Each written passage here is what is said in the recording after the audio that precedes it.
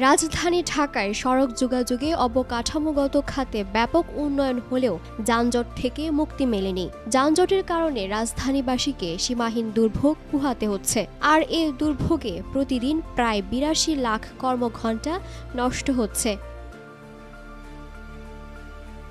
বিশ্ব ব্যক্তিগত গাড়িমুক্ত দিবস উপলক্ষে রাজধানীর তেজগাঁওয়ে ঢাকা পরিবহন কর্তৃপক্ষের সেমিনারে এ তথ্য উপস্থাপন করা হয়। ব্যক্তিগত গাড়ির পরিবর্তে গণপরিবহন ও নিরাপদ হাঁটাকে উৎসাহিত করতে হাতিরঝিলে সাইকেল র্যালির আয়োজন করে ডিটিসিএ। সে সময় বন্ধ ছিল প্রাইভেট কার চলাচল।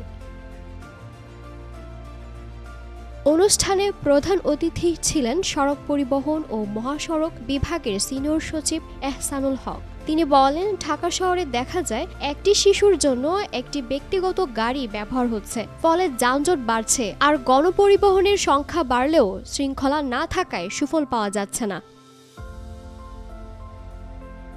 অনুষ্ঠানে সভাপতিত্ব করেন ডিটিসিএর নির্বাহী পরিচালক নীলিমা আক্তার। তিনি বলেন, ঢাকা শহরে ২০২৩ সাল পর্যন্ত নিবন্ধিত মোট মোটরযানের মধ্যে গণপরিবহন মাত্র ১০%, অর্থাৎ ব্যক্তিগত গাড়ির অনুপাতে গণপরিবহনের সংখ্যা বাড়ছে না।